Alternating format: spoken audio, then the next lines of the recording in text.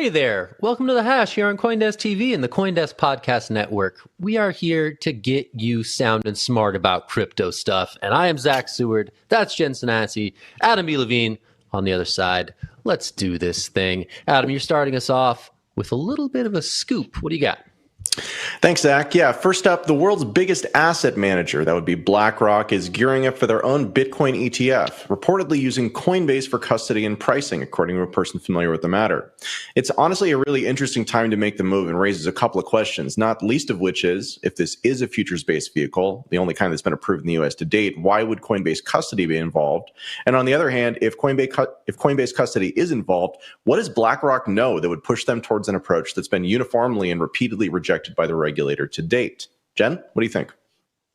You know, I had the same questions as I was reading the story, and it feels like another road to boring story, right? Despite all of the regulatory action that's happening, despite what we see going on in the markets and tokens reacting, we still have the largest asset manager in the world filing for an ETF. Granted, we don't know if it is a spot or futures ETF. I guess my question to you, Adam, is what is the likelihood that this could be a spot ETF? And like, what do you think about the timing? It feels like odd timing, I must say.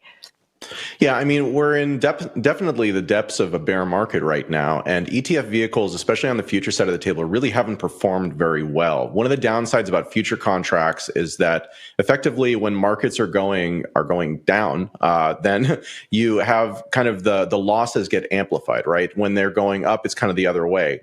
And one of the things about it also is that it doesn't affect the kind of price of the underlying asset, because none of the actual, effectively what you're doing with that type of ETF is you're buying futures contracts to bet on the price appreciation of Bitcoin or not, depending on the type of vehicle. So that means that if you have $1 billion worth of ETF demand that goes into an ETF, it doesn't actually change the supply demand dynamics of the underlying asset at all. And that's one of the reasons why kind of the futures approach has been interesting, is because the reason why the SEC has said that they prefer futures is that they're concerned that the underlying assets and the exchanges potentially could be manipulated. That's a funny argument, because if you have futures on something, you're betting on the price of something, and that would mean that futures would definitely be kind of subject to any distortions that were there in the underlying asset. But I think it does come back to that other question. Now, it's inevitable that this is going to happen. This has always been a stalling action from the SEC. And I think that's the interesting question is, does BlackRock know something that we don't that would push them towards making this push now when the market really doesn't seem to support it? And yet, here we are. Zach? I'd say it might be a bit, there might be a bit of foresight here, right? They're going to say, hey, Bitcoin's going to come back. We want to be first in the market with something that could be of use to our clients. They're a longtime partner with Coinbase, so I think if this reported connection is true, that would make sense, right? They announced a partnership with Coinbase, I guess back in the summer of 2022. So the fact that they would work through Coinbase here maybe just is a continuation of what they had set in motion a while back, right? It may not be something especially new, but it may be a way that gets a product into the hands of BlackRock customers in a way that's more comfortable to them. The spot Bitcoin ETF was this long sort of holy grail of the industry, and is still very much in question as whether or not that will ever see the light of day.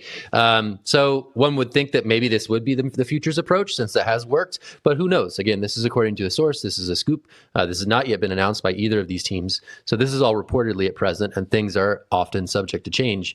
It is fascinating, I think, to see movement on the Bitcoin ETF side in the wake of what we saw with GPTC, the Grayscale Bitcoin Trust disclosure. Grayscale is a sister company of CoinDesk, all that good stuff. But the GBTC trade really wrecked a lot of people in the last cycle. And I think having a Bitcoin ETF in the market might be a more safe path going forward for a lot of these more traditional financial firms who want access to Bitcoin without necessarily going whole hog into the asset itself. So the fact that BlackRock is behind this is potentially really large, and potentially suggests that, again, TradFi players, big ones, are still interested in Bitcoin as an asset and getting the products onto the market that they think will be useful to them come next interest cycle, come next bull cycle. So it's gonna be interesting to see if this hits the market before then. Adam, I think I saw your hand. I'll toss it back to you. Yeah, I mean, I think that, again, you can look at what kind of is going on with the U.S. central bank, where yesterday we had kind of the first pause after a really record run, of rate increases, up 2,000% in just over a year in terms of the core rate from 0.25 up to 5.25 is kind of the upper bound of that range. So, I mean, like, you've got weird dynamics in markets right now. And those weird dynamics in markets are pushing people into areas that are typically not in their kind of comfort zone. Because, again, one of the things about monetary policy in this fashion is there's no place to hide. It's not like there are safe assets. It's not like you can look to another currency, and it's not like you can even look to something like Bitcoin.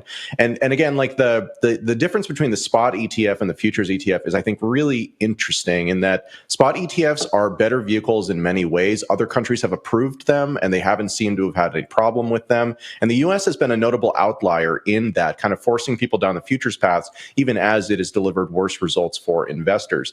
So, that's really where I come down to is just like, it's an odd move from the regulator. It feels like it's more of a stall tactic than it is really anything else. And if that's true, again, and if some of my cynicism about the regulators and the revolving door that operates between them, then, this seems like kind of prime ground for, hey, we're going to improve one from a trusted source that just happens to be the largest asset manager in the world, who we have very close proximity to from a power perspective. So that's the cynic in me. But what do you think, Zach?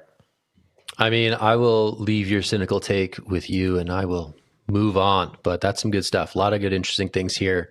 TradFi still interested in the crypto world. Pretty crazy. All right, I'm taking it and I'm going to Hong Kong. You guys ready? Come with me. We're going overseas. We're heading to Asia and we're looking at some significant jockeying in the Asian market for who's going to be the next big crypto hub. And this is a huge development, I think, should this report prove true. Hong Kong Central Bank is saying, hey, banks, you should take on crypto businesses. You should serve these clients. That's kind of a key missing ingredient for how to establish a crypto hub. If there's hesitancy to bank some of these riskier firms, that's long stifled the ability for these firms to grow up and have the services that they need to provide key services to their clients and their customers. So if this proves to be true and the Hong Kong regulator is saying, hey, we're already pushing our licensure thing, it's sort of the hot ticket in town among a lot of firms, you also need to play ball on the banking side, get with it. That's actually a really interesting development. It's certainly worth talking about as various markets over there look to serve the crypto industry. I'm going to throw this to Jen. I'm really fascinated by this sort of geopolitical horse race, and I think this is a key development on that front. I'm so interested in watching what goes on in Hong Kong and what that means for crypto in China. There's this real big push as of late for Hong Kong to become not just a crypto hub, but a Web3 hub. And then you compare that to the conversations that we're having in the States, and it just feels like the rest of the world is really making progress, is really getting clarity. And we're here continuously asking the same questions. And it feels like it's just like, throwing a ball at the wall, it's bouncing back, and we just and there's like no progress being made. At the most recent financial house hearing that was earlier this week, there were a lot of representatives who pointed to the recent banking crisis and kind of made a correlation between their crypto clients and those banking failures. And that's also a conversation we heard while the banking crisis was happening. Now we have the regulator in Hong Kong saying, banks, you got to get with it. These exchanges are going to get their licenses and you need to serve them. You need to be less afraid. I know there's a quote in the story, and I think they said, like, you need to be less afraid of them. And I think that's really interesting. I want to point out that the exchanges that are operating in Hong Kong right now have applied. They haven't received their license yet. I think they have 18 months to do all of the things that they need to do to get those licenses. And it'll be interesting to see how the banks respond to regulators, because these banks are not only banks that operate in Hong Kong, they also operate in jurisdictions where regulators may not be pushing them to operate with crypto companies. I think there's going to have to be like this cultural mindset shift. And I wonder how that's going to affect their operations in the rest of the world. Adam, what do you think? Yeah, I mean, I think that, when you look at the way the banks have been behaving and just, historically, the reality of them is that, especially as we've gone into the modern era, especially with the larger institutions, you're effectively talking about a partnership between kind of the banks and the government. They operate under the regulation of the government. They typically are monitored by the government, and the government uses them as a way to sort of enact certain policy goals, as well as to get insight into things that typically they wouldn't actually have the ability to access. So that's true here in the US, where we have very, very strong civil liberty protections, at least in theory. And that's definitely true in a place like China. And so the kind of interesting question for me is less about what's happening today, and it's more about what happens in 5 years. What happens if a lot of companies make this move and they, sort of set up under a set of rules that they think is stable, but then that creates the preconditions where they need to continue to be in that stable situation. And the stability of the situation is based entirely on kind of short, medium term government priorities and policies and things like that. So that's kind of my concern here, is that the US is not only pushing people out of the US, pushing these companies and projects out of the US, but they're pushing them over to places that have much weaker standards of rule of law. And where, again, even as not great as the US has been behaving, there are definitely problematic things that could emerge, especially if you find yourself established in one of these markets and then things suddenly change for reasons that you had no foresight into and which really are not in your control. So I think it's a dangerous moment, actually, but it is, again, kind of the natural result of the obvious place where this stuff would get built, which is in the West, basically rejecting it because, again, fear of competition, fear of a variety of things. Zach?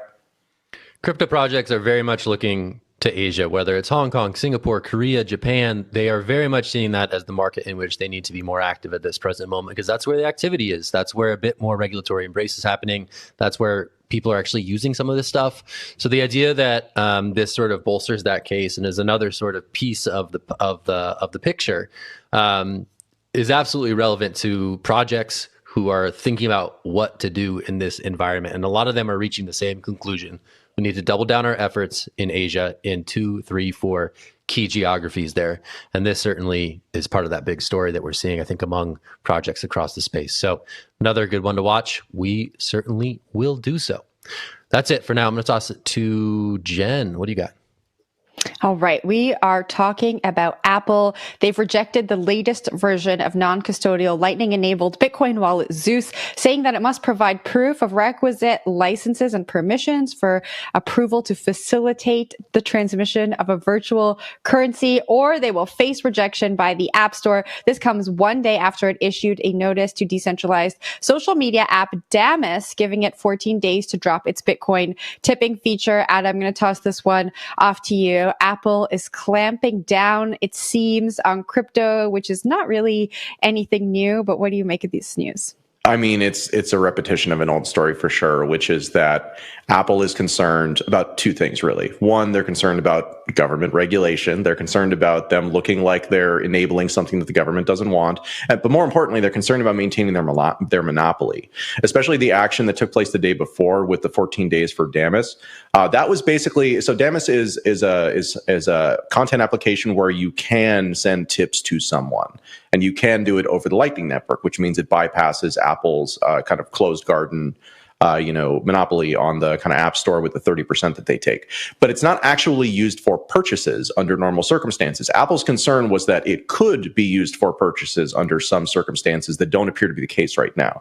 So again, you're looking at kind of pretense here, which is really all designed to protect the monopoly. And again, there's been some action over on kind of the European side of the fence, where Apple is actually being forced to, in some ways, open up and kind of give up that monopoly. But that's not happening here in the US. And the fact that they're doing it over in Europe and then they're not doing it here, again, just tells you how valuable it is for them to basically be the gatekeeper. And gatekeeper, again, is, I think, a key word in all of the stories that we're talking about here, which is that people who have a close proximity to power, whether you're talking about BlackRock, whether you're talking about the banks in Hong Kong, whether you're talking about Apple, they have a lot to lose from these technologies actually, delivering on what they hope to. And it's actually better for them in many ways if they stay speculative instruments, because it means they can make money off of them, especially for a company like BlackRock, without it actually threatening their kind of source of power. So I think that's the kind of theme throughout today's stories, and it's the one I'm certainly watching. Jen? I'm going to toss it off to Zach. What do you think, Zach? Yeah, different day same story, right? Apple's still very hesitant about this whole crypto stuff. Remember like everyone was all bullish because like the Bitcoin white paper was secretly hidden in Macs everywhere, and they're like, "Oh, Apple, they're I here. was excited about that. They love That was us me. now." Zach's doing an impression of me. No, they hate us. Apple does not having it. So yeah, we've seen this time and time again. They are sort of that ultimate gatekeeper, right? Because they control how we access the apps on our phones, and people who want to add apps that send money in different ways, they don't have access to that really vast marketplace for getting those apps into people's worlds. So I echo Adam. We see this time and time again, and every time the crypto world thinks that Apple is warming to them, I'm always like, this is a trap. And it's proved to be the case yet again. But Jen, I'll toss it to you. Yeah. I point to recent news. We recently heard Apple said they were going to tax in-app NFT purchases at I think something like 30%. And this was like not a surprise to anyone in the industry, right? Like Apple is known for this really kind of extractive business model, but they have like a grip on us, right? We talk so much about how are we going to get users to these decentralized apps? How are we going to pull them away from these really convenient ecosystems that the Web2 players have created? And I'm not sure how we do that, right? I think that their actions show that they recognize this as a threat, but everyone is still using, the App Store. If your app is not in the App Store, you can't get users. And so I think that we're in this like really interesting place where we're like pushing and pulling. And I say this all the time. There's going to maybe be this catalyst event that will make people see, the benefits of the decentralized apps, but right now they really need Apple and they're not getting any slack from them. And so that sucks. Well, all right, we'll take a break there. Thanks, Jen. When Jen gets to like be the downer, it's really sucks. Hell yeah. Just cut it there. All right, that's it for the first half of the show. Stick with us. We're going to talk about Web3 gaming, GameStop, and more. Stick with us. An interview on the other side of this short break here on The Hash. Thanks so much.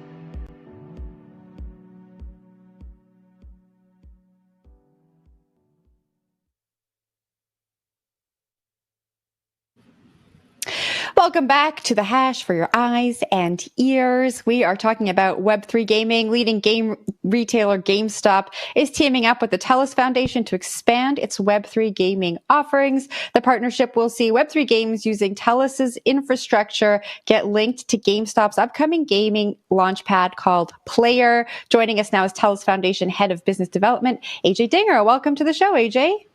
Morning, guys. Very excited to be here. Looking forward to the conversation. By the way, a lot of macro stuff going on over the last couple of weeks, so appreciate you giving me a few minutes to talk about this. We're very excited about it. Of course, we're happy to have you here. Now, we just spoke about Apple deplatforming or threatening to deplatform apps. This is a really big issue that's spoken about in the Web3 gaming ecosystem. You know, Apple, Steam have deplatformed a lot of Web3 games. Is this product an answer to that?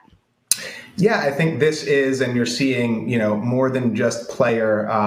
You've seen Epic take the same approach, right? They've got now their own game launcher, and a lot of this is to avoid that 30% rate. Which, by the way, Steam, a lot of the platforms in space have basically kind of followed Apple's footprint on this and said, hey, the platform is the most important thing. We're going to take our pound of flesh. So, hopefully this, and I'd say generally in Web3, when you look at the fee structures of a lot of these things, they're meaningfully less than what the traditional models are. So it represents a huge opportunity. This is certainly a piece of that. Thanks, AJ. I guess my question is what's working in Web3 gaming? What's showing early signs of promise? What's sticking with gamers and also builders? We hear a lot about Web3 gaming as maybe this potentially next big wave that brings in all sorts of people to the crypto ecosystem next time around. Here in the early innings, what are you seeing as working? Yeah, so I would say, and certainly you're right, we're still in the early innings there. I mean, if you kind of look back at the history of Web3 gaming, a lot of it was hey, jump into the casino, buy an NFT or do a land sale purchase and hope that there's a game in 18 months. But really what you were doing is effectively speculating on the token and the game itself for any hype. What you've seen now, and I was just at 3XP in Pasadena last week, it was really one of the first conferences where you actually saw gameplay being kind of first and foremost, and there were actually quality games that people wanted to sit down and play. So that's been a really exciting step in kind of the evolution here. But gameplay first is really important. And we can, when we start talking a little bit about the Gamestop Player launcher, right? That's going to be a critical aspect of that as well, right? Free to play options. You're not forced to buy an NFT or an avatar to actually play the game, but quality gameplay, enjoyable gameplay first is starting to come to the fore. And that's probably been, 24 months in the making. A lot of companies were able to raise a lot of money. And now you're starting to see some of these, the products actually coming to market. So what I would ask is, what does it actually mean for GameStop and for Player to be supporting or to be sort of presenting Web3 games, right? The traditional model around this type of thing is a reseller model where effectively you have inventory concerns and then somebody is effectively buying a game from GameStop. It doesn't seem likely based on how Web3 works that that's what's going to happen here. So what's the kind of value in it besides narrative for a company like GameStop to push something? Yeah, so, good question. I have to be very careful about opining on behalf of GameStop. What I think it means for the space is, if you look at, kind of what GameStop represents, it's really interesting, right? Because they're effectively the Switzerland of kind of the gaming world, right? They're not a studio, they're not a game developer, but they are a major distributor in the space, right? So they have 50 million customers annually, 4,000 plus stores worldwide. They've got 30 million folks that come to their website every month. They've got 6 million paying pro subscribers. And they typically, on a major game release, will actually account for about 50% of the initial sales, right? So they're the largest distributor for, call it AAA and kind of traditional game launches. So we're really excited about that. And then if you put it in the context of the broader Web3 gaming ecosystem. It was funny. I was talking to a lot of the gaming companies at the show last week, and I was starting my number with, hey, there's about 1 million gamers worldwide in Web3 gaming, and a lot of them would laugh at me and say, yeah, it's probably closer to 250 to 500,000. I mean, there's maybe 2 million active wallets that can be linked to people. They say there's these huge numbers in terms of gaming volume, but most of that's bots. So let's just say it's 500,000 people. There are 3 billion gamers worldwide. Right. So we haven't even scratched the surface. And the thing that we're really excited about with Gamestop, there are several game launchers that are coming to the fore, but they have the distribution that a lot of these other game launchers don't have to get eyeballs and get people actually playing in Web3. And then what we're trying to do is put all the infrastructure in place now that allows that experience to feel much more like Web2.